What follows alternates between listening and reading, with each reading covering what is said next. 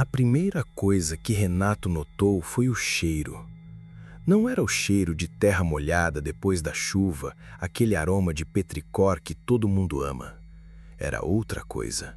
Algo podre, fermentado, vivo de um jeito que não deveria estar vivo. Como carne deixada ao sol por dias, mas misturada com algo mais fundo, uma fedentina sulfurosa, quase animal, que colava nas narinas e descia pela garganta como fumaça.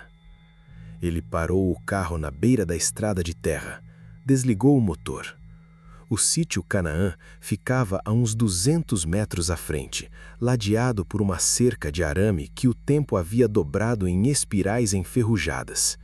As árvores do lado de dentro, mangabeiras, jurubebas, um pé de aroeira imenso no centro, estavam mortas. Não secas, mortas, de um jeito diferente. Os galhos tinham a cor de osso velho e a casca havia descascado em tiras que balançavam com o vento como pele em decomposição. Renato abriu a porta do carro. "Tá doido", disse Marcos pelo telefone, ainda no ouvido dele através do viva-voz. "Não vai entrar aí de noite, vai? São 7 da tarde, ainda tem luz. Luz fraca. Você não vai achar nada lá dentro que preste." Renato desligou a chamada. Ele não tinha ido até ali para achar nada que preste. Tinha sido Marcos quem contara a história 3 semanas antes, numa mesa de bar no Recife. Eles trabalhavam juntos num portal de jornalismo local, e Marcos era do tipo que coletava rumores como outros colecionam figurinhas, relatos de moradores, sussurros de vaqueiros, histórias de velhas rezadeiras. A maior parte não rendia nada, mas aquela... O sítio Canaã ficou abandonado em 2019. O dono, um tal de Geraldo Pontes, sumiu. Os filhos tentaram vender, mas nenhum comprador ficou mais de 1 semana. Um deles quebrou os 2 pulsos tentando sair pela janela quando havia uma porta aberta na sala. Disse que não via a porta. Que havia algo cobrindo ela. Que tipo de algo? Uma sombra, mas uma sombra que respirava. Renato havia rido. Marcos não. Tem mais. Os moradores da redondeza ouvem uivos à noite. Não de cachorro, não de raposa, algo maior. E os animais do terreno vizinho, cabras, porcos, aparecem mortos de manhã. Não comidos, rasgados, como se alguma coisa os tivesse aberto pela curiosidade. Lobisomem, Renato dissera com escárnio. É o que o povo diz. Renato não acreditava em lobisomem, mas acreditava em pauta, e aquilo tinha tudo para ser uma boa reportagem de fim de ano, daquelas que exploram o folclore nordestino com uma pitada de mistério. Ele havia planejado uma visita rápida, fotografar o lugar, conversar com vizinhos, escrever um texto irônico sobre superstição popular. Mas isso foi antes de ele encontrar a ficha de desaparecimento de Geraldo Pontes na delegacia de custódia, e antes de ler nas observações aquelas 3 palavras que um policial havia escrito à caneta, entre parênteses, como uma nota pessoal que não deveria estar ali. Os dentes eram humanos. A cerca estava aberta, não arrombada. Alguém havia removido cuidadosamente o arame de um dos mourões e dobrado para o lado, criando uma passagem. Recente, o metal ainda brilhava onde havia sido cortado. Renato entrou. O cheiro piorou imediatamente. Era como cruzar uma fronteira invisível. Do lado de fora, o ar da caatinga tinha aquele ressecamento familiar, aquela poeira que cheira a história. Do lado de dentro, o ar era pesado, úmido demais para aquela região naquele horário, quente de um jeito errado, como se o chão exalasse. Ele ligou a lanterna e apontou para a casa principal. Era uma construção típica do sertão do Nordeste, paredes de adobe pintadas de branco, janelas de madeira, telhado de telha colonial. Bonita, num tempo passado. Agora, as paredes estavam manchadas de negro nas bordas das janelas, como se algo tivesse queimado por dentro sem tocar o exterior. A madeira das janelas havia inchado e rachado, e pelas rachaduras saíam fios de uma substância escura e brilhante que Renato não conseguiu identificar à distância. Ele tirou a câmera, fotografou, avançou até a varanda. O chão de cimento da varanda estava coberto por pegadas, não de sapato, de pé descalço. Grandes, muito grandes. E sobrepostas a elas, indo e voltando da porta principal, havia outras marcas que Renato demorou 1 segundo para reconhecer.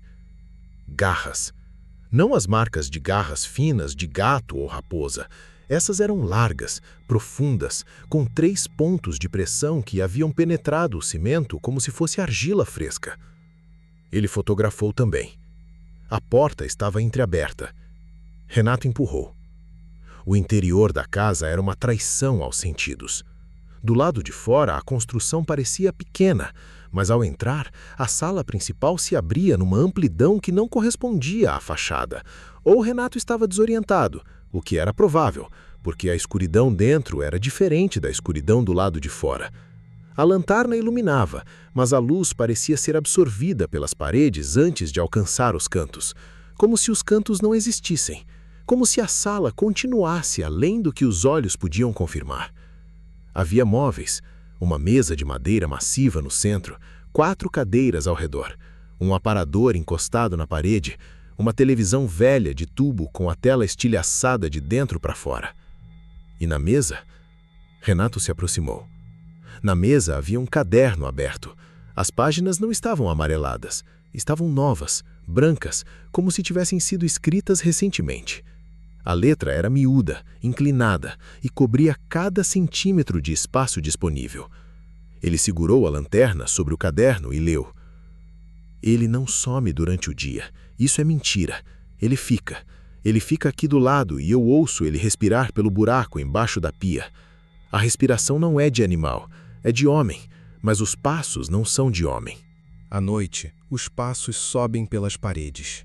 Eu ouvi os passos subindo pela parede como se a gravidade fosse diferente para ele.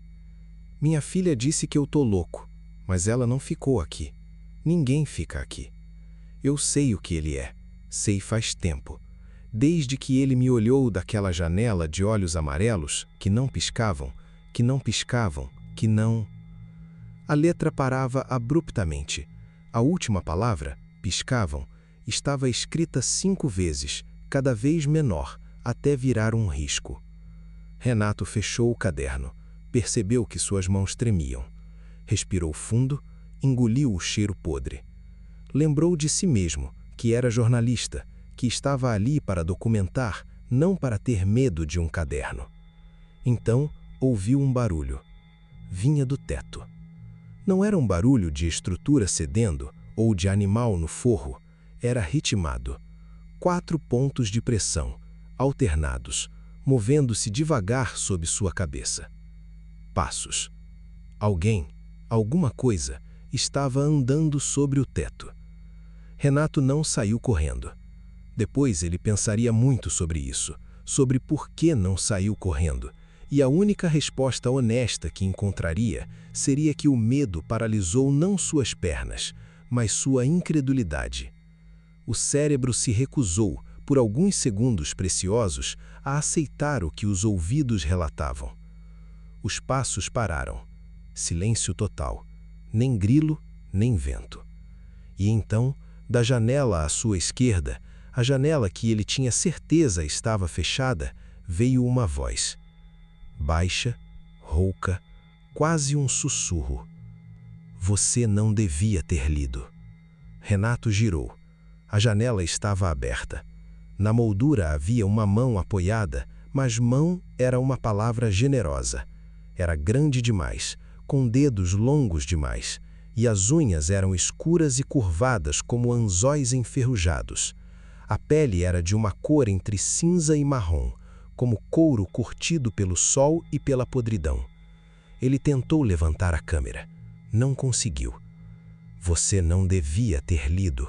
A voz repetiu, e havia nela algo que o aterrorizou mais do que o aspecto da mão. Havia inflexão humana. Havia tristeza. A mão desapareceu da janela. Os passos voltaram. Agora na parede. Descendo. Renato correu. Ele chegou ao carro em 30 segundos que pareceram 30 minutos. Entrou, trancou as portas, ligou o motor. As rodas derraparam na terra antes de pegar atrito. Dirigiu 40 quilômetros sem parar. Só então encostou à beira da estrada e vomitou pela janela aberta. Ficou um tempo assim, respirando, convencendo-se de que estava vivo, de que o que havia visto era explicável. Um invasor, um morador em situação de rua, alguém com transtorno mental que havia se instalado no sítio abandonado. A mão grande era o medo distorcendo a percepção. A voz era humana porque era humana. Os passos na parede não eram explicáveis. Ele ligou o celular. Tinha 3 perdidas de Marcos. Sumiu 2 anos, cara. Tô aqui. Encontrei o caderno de Geraldo Pontes. Silêncio. Renato. E ouvi alguma coisa andando no teto e na parede, descendo a parede. Sai daí. Já saí. Não, sai da região. Volta pro Recife agora. Cara, eu não te falei tudo o que sei sobre aquele lugar. Fiquei com medo de você achar que eu estava exagerando. Renato ficou quieto. Fala. Marcos demorou. Quando o filho de Geraldo foi lá pela última vez, em 2021, ele contratou um segurança para passar a noite com ele no sítio. Tipo, um cara de empresa de segurança, profissional. De manhã, o filho acordou sozinho. O segurança tinha ido embora no meio da noite sem avisar nada. Quando ligaram para ele, o cara não quis falar o que tinha visto. Pediu para nunca mais ser contatado. Mas o filho achou o coldre do segurança na varanda, com a arma ainda dentro. E a arma tinha sido disparada. Todos os 6 cartuchos. Ele atirou em alguma coisa. E não adiantou. Renato voltou ao sítio. Ele sabia que não devia. Toda a parte racional de seu cérebro, a parte que havia sobrevivido 20 anos de jornalismo em campo, de zonas de conflito e de entrevistas com sujeitos perigosos, estava gritando que não. Mas havia algo no caderno de Geraldo Pontes, nas últimas palavras escritas. Sei faz tempo, desde que ele me olhou daquela janela. Se Geraldo havia desaparecido, mas havia algo do jeito certo no que ele escreveu, alguma lógica, algum padrão, talvez houvesse mais. Talvez houvesse mais cadernos. Talvez houvesse algo que explicasse aquela voz triste, aquela mão enorme, aqueles passos impossíveis. Ele voltou às 10 da noite, dessa vez com uma lanterna melhor e com o celular gravando. A cerca estava aberta do mesmo jeito. O cheiro havia mudado. Agora não era só podridão, havia algo adocicado por baixo, como mel estragado misturado com sangue. Renato reconheceu o cheiro sem querer, havia sentido algo parecido uma vez, numa reportagem sobre o interior do Maranhão, quando encontraram os restos de um animal grande às margens de um rio, a fermentação de matéria orgânica grande. Matéria orgânica muito grande. Ele não foi direto à casa, foi ao celeiro nos fundos do terreno. A porta do celeiro estava fechada com uma corrente nova, brilhante. Aquela corrente não estava ali de dia, ele tinha certeza, porque havia passado perto ao sair correndo. Alguém, alguma coisa, havia colocado aquela corrente enquanto ele estava fora. Por dentro ou por fora? Renato apontou a lanterna pelas frestas da madeira velha do celeiro e viu os olhos. Amarelos, grandes, fixos nele, sem piscar, como Geraldo havia descrito. E por baixo dos olhos, no chão do celeiro, havia algo que levou um momento para Renato processar. Um amontoado de roupas. Mas as roupas tinham forma humana, braços, pernas, um torso. E da altura onde deveria estar o pescoço, saía algo que ele não queria ver, mas que a lanterna iluminou com crueldade absoluta. Dentes. Dentes humanos. Dezenas deles, espalhados numa área de meio metro. Alguns ainda com fragmentos de gengiva. Os dentes eram humanos. Renato recuou. O celular tremeu na mão. Os olhos no celeiro não se moveram. E então, devagar, como alguém se levantando de uma cadeira longa, algo enorme começou a se erguer por trás das tábuas. Renato ouviu a madeira gemendo sobre o peso. Ouviu a respiração, funda, lenta, regular como o metrônomo de uma música que não existe. Saiu correndo de novo. Desta vez não olhou para trás, mas ouviu. Ouviu a corrente se rompendo como se fosse fio de algodão. Ouviu a porta do celeiro explodir para fora. E ouviu, por cima de tudo, por cima da própria respiração ofegante e do barulho dos próprios pés na terra seca, um uivo. Não era o uivo que ele esperava. Não era o uivo dos filmes, aquele som longo e melancólico que sobe na lua. Era mais curto, mais fundo, e havia nele algo que a parte primitiva do cérebro de Renato reconheceu sem que ele precisasse aprender. Era o som de algo que estava procurando comida e havia encontrado. Chegou ao carro. Entrou. Ligou. Olhou pelo retrovisor. No meio da estrada de terra, a uns 50 metros, havia uma silhueta. Larga demais, alta demais. Nas 4 patas. Mas quando a luz do retrovisor bateu nela, ela se levantou. Ficou nas 2 patas traseiras e acenou, com uma mão que tinha 5 dedos, com unhas em anzol, com um gesto que era inegavelmente, inequivocamente humano. A reportagem de Renato foi publicada 2 meses depois. Ficou em 9º lugar nos mais lidos daquela semana, atrás de uma notícia sobre futebol e de um escândalo de licitação. As pessoas que comentaram o texto alternavam entre ceticismo gentil e o tipo de deboche que a internet reserva para quem acredita em coisas improváveis. Ele esperava isso. O que não esperava era a mensagem privada que recebeu na tarde seguinte ao da publicação. De um usuário sem foto de perfil, sem publicações, criado naquele mesmo dia. A mensagem tinha 3 linhas. Você voltou 2 vezes. A maioria não volta nenhuma. Ele te viu. Não é lobisomem. Lobisomem é o que o povo inventou para explicar o que ele é. O nome verdadeiro é mais antigo e você não conseguiria pronunciar. Mas agora que você sabe onde ele fica, precisa entender uma coisa. Ele também sabe onde você fica. Renato ficou olhando para a mensagem por um longo tempo. Depois foi até a janela do apartamento no Recife, 3º andar, rua movimentada, cidade de mais de 1 milhão de pessoas, e olhou para baixo. No meio da calçada, imóvel entre os pedestres que desviavam sem notar, havia uma figura alta, larga, de cabeça baixa, que então levantou a cabeça e o encarou, com olhos amarelos que não piscavam. Renato não foi dormir naquela noite, nem na seguinte. Na 3ª noite, com o corpo colapsando de exaustão, ele finalmente fechou os olhos às 3 da manhã, sentado na poltrona da sala, com todas as luzes acesas. Acordou com o cheiro. Podridão. Mel estragado. Sangue. Dentro do apartamento. Não abriu os olhos. Ficou quieto, completamente quieto, ouvindo a respiração, funda, lenta, regular, que vinha do corredor. Ouviu os passos, 4 pontos de pressão, vindo em direção à sala.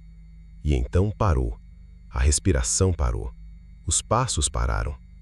E uma voz, rouca, baixa, com aquela inflexão humana que o havia aterrorizado no sítio, aquela tristeza desconcertante, disse bem perto da orelha: "Você leu o caderno." Renato abriu os olhos. A sala estava vazia, as luzes acesas, a porta do corredor fechada, mas no espelho da parede à sua frente, o espelho comprido que ele havia comprado anos atrás numa feira de antiguidades, havia uma marca que não estava ali quando ele havia adormecido. Uma marca de mão, enorme, com dedos longos demais, do lado de dentro do espelho, como se alguma coisa houvesse apoiado a mão no vidro, vindo de dentro, querendo sair. Há pessoas que perguntam a Renato, às vezes, em entrevistas, em podcasts, nos comentários das redes sociais, se ele acredita em lobisomem. Ele sempre responde que não. O que ele não responde é que toda noite, antes de dormir, cobre todos os espelhos do apartamento com lençóis escuros, e que mesmo assim, toda manhã, encontra as marcas. Do lado de dentro. Não olhe para os seus espelhos por muito tempo esta noite. Especialmente se o reflexo demorar 1 segundo a mais do que deveria para te imitar.